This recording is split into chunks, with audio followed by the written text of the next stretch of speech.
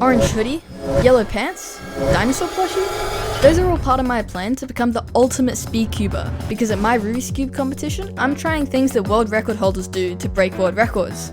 And either I'll break a world record, or I'll make a complete fool of myself. So let's see how this goes. World record right here. Hand towel. For Scube, I'm drying my hands with a hand towel, because that's what the Scube world record holder, Zayn Khanani, likes to use before his solve.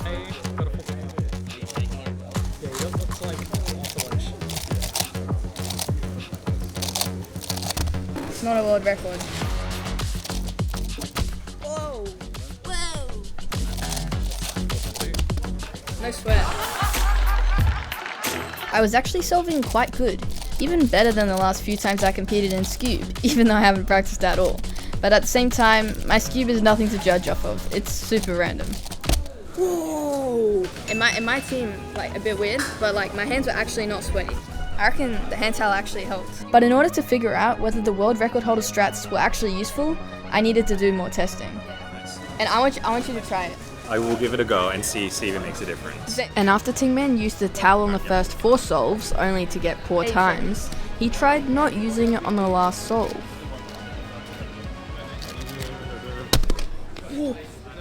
Oh, that was the one that I didn't. No. Well, the hand towel didn't seem to help Tymon, but it helped me, I think. So I guess we'll just have to try out some more things world record holders do, no matter how weird they are.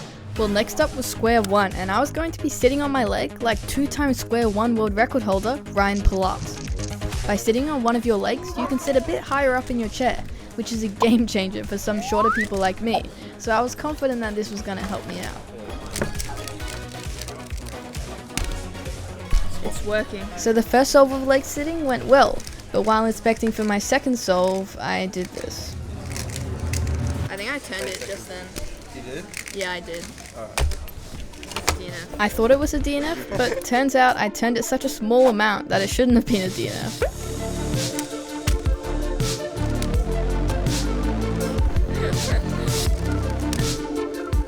Yay! I have 3-blind next, and yeah, I do. I have 3-blind. For 3-blind, I just wanted to do it my way, so I just tried to get focused and in the zone. But I unfortunately still DNF'd my first solve. And then I didn't turn too well on the next 2, so they weren't as fast as I would have liked. Not very good. My hands are freezing. Soy crisps time! Soy crisps. But this is from Coles. Boo! Boo, Coles! Woolworths, the fresh food people! Yeah! This is the Coles one, it seems to be a bit bigger. This is the Woolies one. What do you mean like a bit bigger? bigger? Right, now we eat the other one. No. The Coles is way more lime, and Woolies is way more soy. Soy? It's so subjective. I like the limey one better. Yeah, that's right. These ones are more intense. Oh yeah, true. Like It's they have not like more Yeah, flavor. they're more They have soy. I'm not a flavor. chili They're more person. soy. You killed dead. me! She's actually dead. And in order to become the ultimate speedcuber in clock, I was going to wear earmuffs, because the 2-time world record holder, Tommy Cherry, likes to use them to block out sound and get focused during his clock rounds. Ready.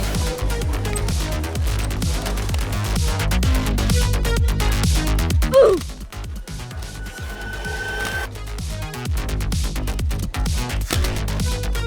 DNF. Tommy Cherry wouldn't do that.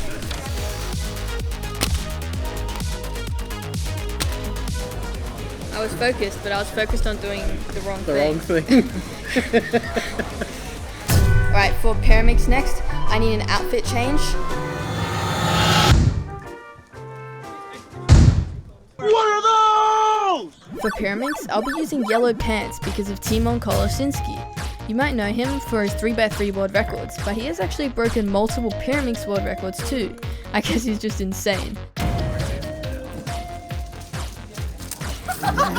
But now, I had to figure out whether the yellow short powers were gonna help me too.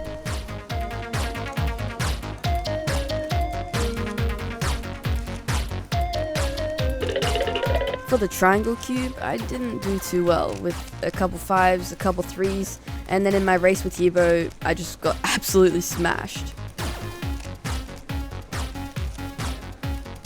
My mic wasn't working, so now it's time for Voice of Charlie! The hand towel, leg sitting, earmuffs, and yellow pants all hadn't really helped me solve any better. I mean, sure, they might be a little bit odd and seemingly obscure, but some of them I actually thought would help me solve faster. And maybe they did, but I was just too slow to tell.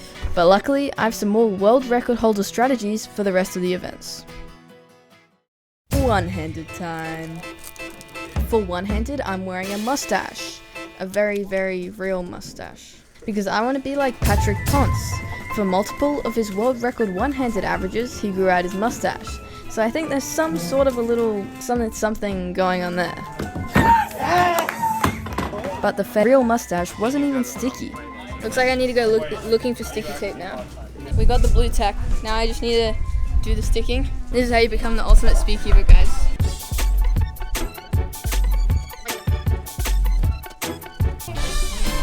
Oh, that's sticking. Oh, that's really sticking. Oh, it's not stuck right. That looks good. I think I look like Patrick Ponce now. But now I had to actually solve like Patrick Ponce because that's what I was doing this all for.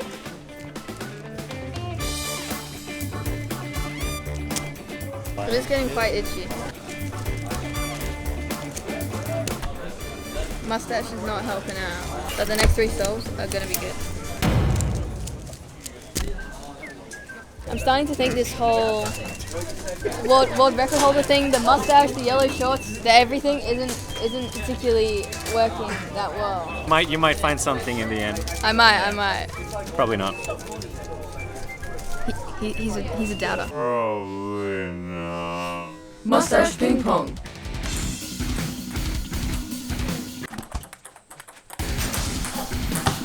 Yeah.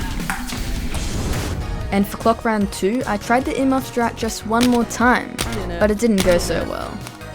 DNF. So for the last solve, I tried not wearing earmuffs.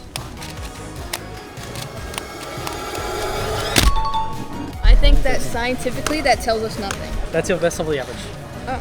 Well, although the earmuffs didn't really work for my clock solves, it certainly worked for Lachlan's solves because he got the Australian NR average.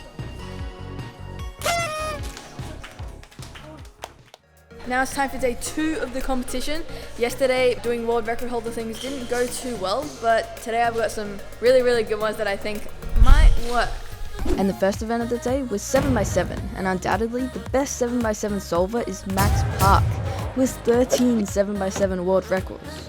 And Max Park, he loves his hand warmers. So for 7x7, I was going to be using hand warmers. Smells like Bunnings in here. I'm ready.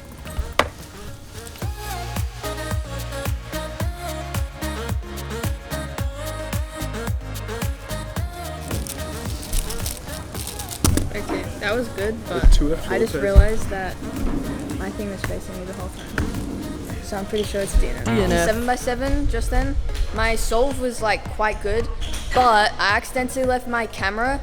I left like the screen facing me, which you're not allowed to have in the WCA regulations.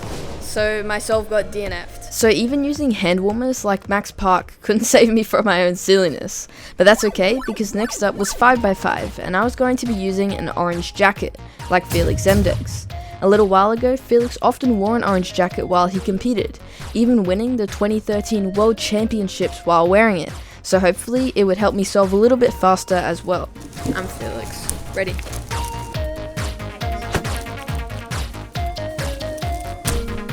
Not very good. Although my first solve didn't go very well, my second solve was much better. And then I had the idea to try and beat Felix from many years ago.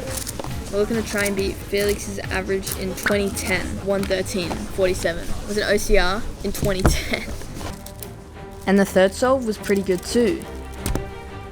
And so was the fourth, so it would be close. Maybe the orange hoodie is working. I need a sub 110 right now to beat Felix from 2010, 14 years ago. Ready?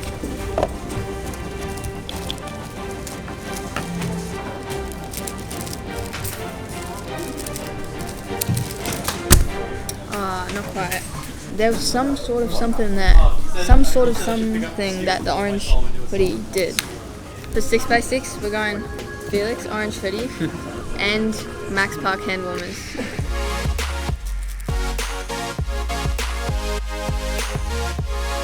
My first 6x6 solve went really well, so maybe I was on track for a good meme. And even though I messed up the second solve quite badly, I still overall did really well, just barely missing my PR average by 1 second. Triple parity. That's fair. I think the hand warmers are actually good though, because it's kind of cold in here. It is. And the jumper too. Dude, they knew it all along.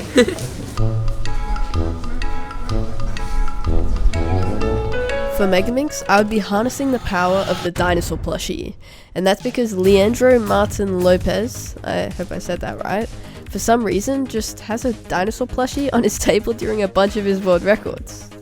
I'm harnessing the elemental power with this. So you're gonna get world record, right? Yeah. 8 seconds. Yes.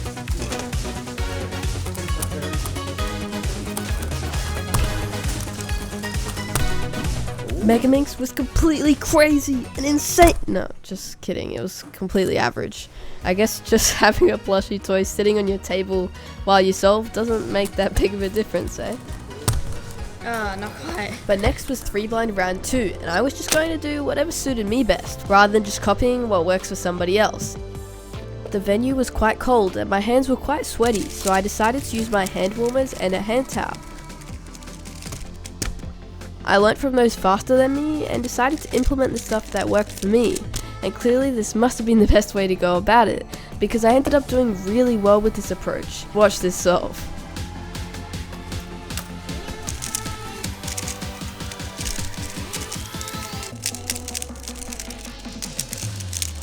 And I had gotten an oceanic record mean of 15.12.